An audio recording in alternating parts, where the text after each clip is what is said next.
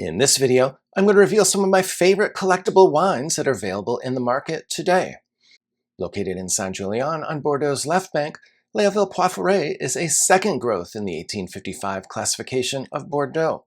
In the late 1970s, they embarked on an ambitious 19-year replanting program in their vineyard. Among other things, they gradually replanted their vineyard and also greatly expanded the size of it. Once they were finished, the vineyard was nearly double the size at around 80 hectares. Within the past 2 decades, they have also completely renovated their winery. These investments have paid handsome dividends, and quality at Leoville Poyferre has never been higher. One of my favorite all-time vintages of Leoville Poyferre is the 2009 vintage. That's a vintage that received a couple perfect 100-point scores, and it's long been one of my favorites. But recently I had the chance to sit down and try the 2022 vintage, and I think that this highly acclaimed wine rivals or compares very favorably to the epic 2009 vintage.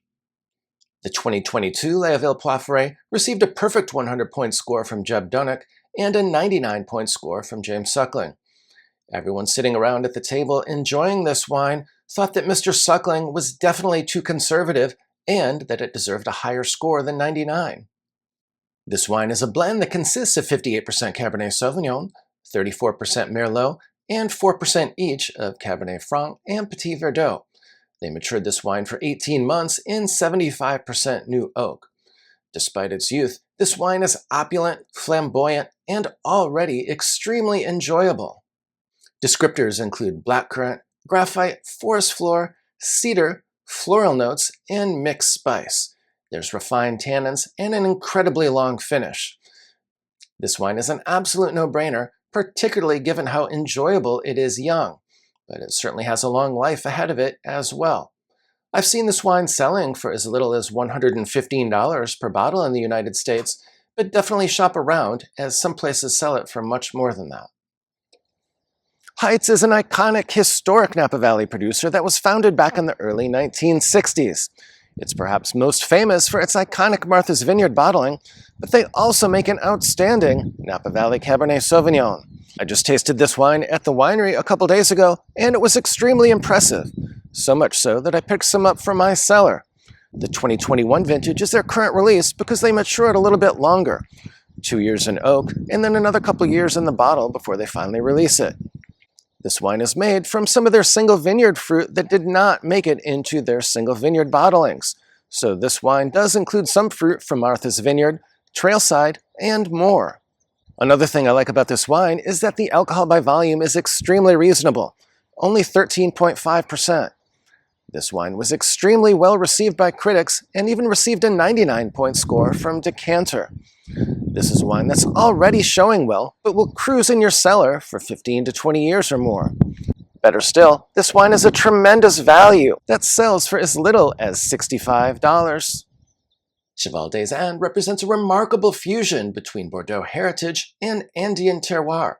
Conceived as a Grand Cru of the Andes, it unites the winemaking expertise of legendary right bank Bordeaux producer Chateau Cheval Blanc with the mountain terroir of Terrazas de los Andes in Mendoza. The inspiration was to craft a wine using fruit from ungrafted Malbec vines planted at high elevation in the Andes foothills.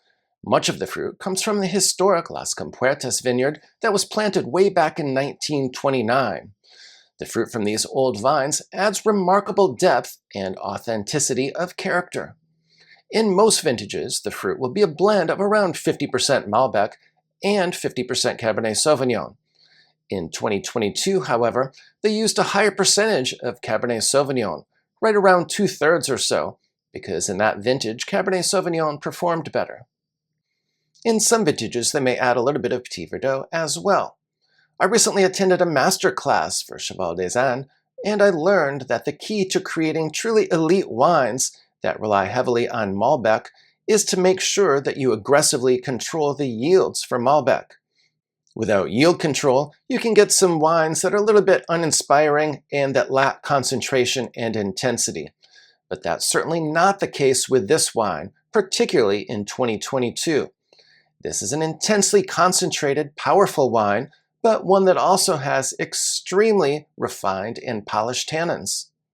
While I enjoyed all 4 vintages of Cheval des Andes that we tried at the recent masterclass, in my view, the 2022 was definitely the standout of that quartet. This highly acclaimed wine features flavors and aromas that include mixed red, blue, and black fruit, mixed spice, menthol, and an intriguing floral note as well. This wine has a long, complex finish and refined, polished tannins. This is wine that will cruise in your cellar for 12 to 15 years or more, and it's definitely one that I hope to revisit down the road. While the price for this wine has been creeping up in recent years, quality for this wine has been improving even faster. In fact, in my opinion, the quality of this wine compares extremely favorably to many of the Bordeaux blends from South America that you'll see selling for around $150 or so per bottle. So certainly from that standpoint, this wine represents extreme relative value. Next up is a wine that I tried for the first time about 5 months ago when I visited Rioja, Spain. This is wine that comes from a historic producer that was founded back in 1879. Despite this producer's long history, in my view, production quality has never been higher than some of the wines they've been producing in the past 10 or 15 years. This is Compañía Vinícola del Norte de España, or CVNE for short. So the next top collectible wine is the CVNE La Virgen, aka Pagos de Viña Real. This wine is 100% Tempranillo. The fruit for this wine comes from a very special, small 2-hectare plot that's located in Rioja Alavesa. This small parcel is called La Virgen, and there's vines that average an impressive 40 years in this plot. The conditions at La Virgen are ideal for the production of world-class Tempranillo due to the soil conditions, the sun exposure, and the temperatures. These conditions combine to allow the Tempranillo to ripen gradually and slowly over an extended growing season that helps to preserve freshness and acidity in the fruit and to ensure consistent ripening year after year. For that reason, I'm not too concerned about specific vintage recommendations for this wine, although I did enjoy the 2020 vintage when I was at the winery. This wine matures for around 12 months in oak, and I found the purity of fruit to be impressive. There were flavors and aromas that included black fruit, anise, cedar, and cloves.